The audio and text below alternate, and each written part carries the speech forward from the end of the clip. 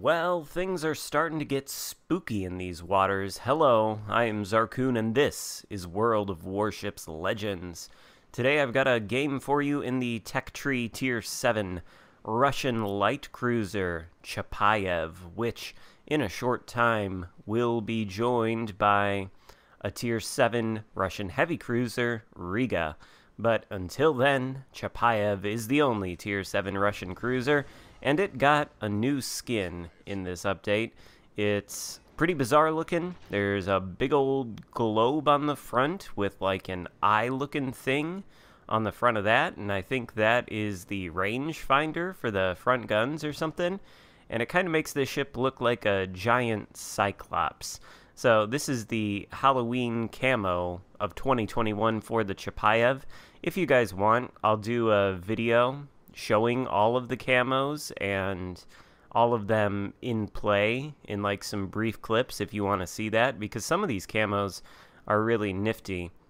But I took out the Chapayev, I had a good game in it, and this was the product. Although I should say that this is a good game for me in the Chapayev, and it does go to show just how strong this ship still is. It was not a good game for my team though. So, opening salvo against an Iowa out there, about 15 kilometers away. Had the armor piercing, sent down range, but you can see he's turning out, so if these shells hit, they're unlikely to actually damage him. We've got a Bismarck and two other battleships pushing in toward the Alpha cap up there, and we've got both of my team's destroyers inside of the caps already, both Alpha and Bravo. So I'm coming out here to just add a little bit of supporting fire into the mix against these battleships. Maybe get a couple fires if we're lucky. I actually was apparently messing around with my Kuznetsov build before playing this game. And as you can see, I've got 3 charges of each consumable. So I've got fully packed on Kuznetsov rather than equilibrium of power. And that means I'm going to see more shatters on my high explosive shells, but likewise, I'll probably see more fires. So there's this lightning there. Of course, the shell ballistics of these light Russian cruisers are excellent, allowing you to pretty easily, provided you can aim, unlike me in this instance, hit destroyers at range. Lightning is able to disengage, though, before anybody takes him down, and one of our destroyers is removed from the board, the moss that was inside Alpha, so things aren't looking great. One thing about the Chapayev is the range on these guns is absolutely ridiculous for a light cruiser. We're shooting at this Nagato 19 kilometers out there, giving flat broadside to the entire team, and nobody wants to shoot back. But we've got an Atlanta pushing aggressively through the Charlie cap, which the enemy has flipped and turned red. So while the Atlanta is tunnel visioned on our teammate, let's turn around and give him some much needed attention by switching to the armor piercing. He's flat broadside, and this is, of course, a light cruiser with small caliber guns, so we really shouldn't have too much of an issue citadeling this Atlanta to his demise. At least I hope so. Still, a lot of over penetrations, but he angles slightly, and there's the killing blow. The Atlanta goes down for our first kill of the game. Now we've got a Helena and an Iowa pushing in toward the Charlie cap, and we've got a friendly battleship disengaging down there to the south, sailing in a westerly direction. So we've decided that we're going to turn around and try to support this battleship in his duel against the Helena and the Iowa. Focusing on the Helena first, as he's spotted, and I think he might drop spot here as we switch to the armor piercing to see if we can get some good salvos into his broadside. Nope, he's still going for it pretty aggressively.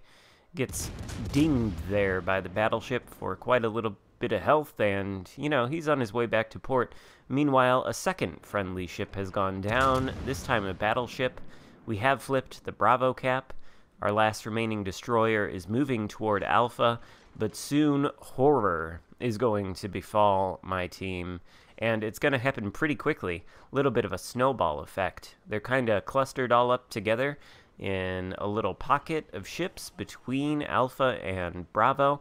They've got an Iowa out here to one side of them.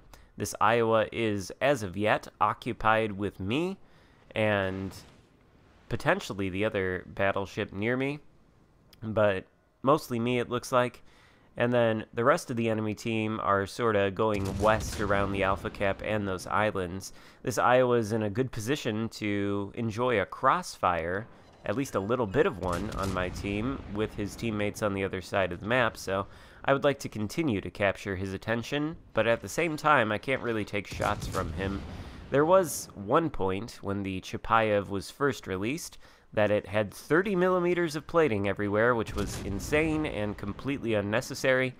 I am glad that they removed that, but of course, since they removed that, I am no longer able to do, you know, stupid stuff like bow tank an Iowa or rush in at one and kill it with my torpedoes without having to worry about getting citadeled. So instead, we've got to use good old-fashioned cruiser gameplay and use this island cover.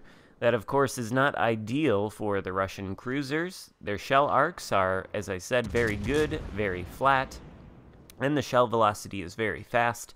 That makes the shells easy to land at excessively long ranges for light cruisers like this, but it also makes it so that the shells really can't arc over islands unless they're small little rock outcroppings like the one to the left of this island in front of us. The Iowa is charging straight for the friendly battleship that is over here, getting ever closer to my torpedo range, but I really don't want to take the chance that he'll turn his guns this way and shoot my broadside. My team has lost yet another battleship, and the enemy team has lost only 2 ships. The destroyer is making progress on the Alpha Cap, so things might be looking up, but as you can see, the Bravo Cap is turning red now, and that is a little bit of a problem. Attempting to help my Iowa teammate finish off this, or my battleship teammate, rather, finish off this Iowa, who comes around the corner of this island giving flat broadside with his guns pointed in the wrong direction. And at this kind of range, with this kind of broadside, and 12 armor-piercing shells coming his way, you can see the absolute wrecking job we're doing on his hull with the armor-piercing. Very, very strong at these kind of ranges with this kind of angle. But now the Iowa's angling up a little bit more. We're going to see some more ricochets, so we can switch back to the high explosive and hopefully chunk this guy in the superstructure with HE pens and burn him to the ground. But he's going to be able to escape behind this island. We want to put ourselves behind it too, so as to avoid any incoming punishment. The enemy has taken the Bravo Cap, and suddenly we're down to 3 ships versus, what is that, 7 ships? How did that happen? Yeah, I don't know. This seems to be happening quite a bit these days, these kind of blowout games, you know? I thought, here we are, we're making some progress on this flank. Nearly taken down in Iowa. There's only a Helena left here. Maybe we can get into this cap and try to flip it for our team and turn the tide a little bit here, but this tide is gonna need like something bigger than the gravitational forces of the moon to turn it. We need like Jupiter to come in here or something and start rotating around the Earth to turn these tides. Things are going pretty bad, but maybe we can still take out this Iowa. Very dicey proposition. He's about 7 kilometers away from us. We do get another fire, kind of hoping that that will be the end of him, but he promptly uses damage control to extinguish it, so that is not the end of the Iowa.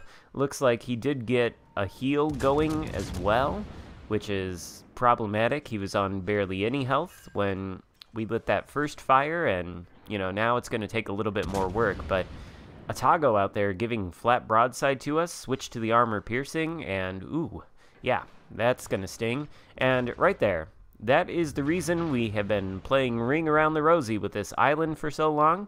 We're lucky we weren't dev struck there, but we are able to take down the Iowa, and we get the Arsonist medal for apparently burning him so much. 111,000 damage done, But the fact that we lost so many hit points from this Iowa means we really don't have a lot of fight left in us. There's that Atago again, still flat broadside, AP still chambered, and yeah, you can see that this AP is quite effective. But will it be enough to take down this Atago before we inevitably end up being sunk? Cyclops Chapayev, as good as it may be, just not quite enough to carry a game when your entire team dies and leaves you facing 7 enemy ships. Well, 6 enemy ships now. Maybe we can make it 5 enemy ships before we finally go down. Atago is angling now, so we've got the high explosive chambered. Of course, we can penetrate his armor even without the benefit of equilibrium of power, and our DPM far outclasses his. His reload is so very long. Ours is like half the time that his is, so we're able to grind him down to nothing in pretty quick fashion here. There's 3 kills, 141,000 damage done. The high caliber medal and the arsonist medal.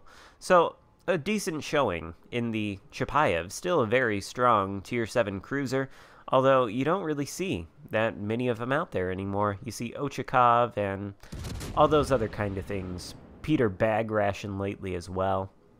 Helena out there. We're going to see if we can't get some shells into him before the enemy reaches 1,000 points. Maybe we'll be able to get into the Charlie cap and delay them reaching 1,000 points by a couple of seconds, but things aren't looking likely. Anyway, let me know in the comments what you think of this bizarre Halloween skin, and let me know if you want me to do a video showing these Halloween skins in port or in-game. I will say that a couple of these Halloween skins, they look one way in port, but they've got animations that occur when you take them out into the game, and some of them are pretty nifty looking, some of them are kind of hideous. This Chapayev one, kind of like this, I don't know, steampunk Cyclops looking vibe. It's whatever. Anyway, we lose the game. Terrible defeat.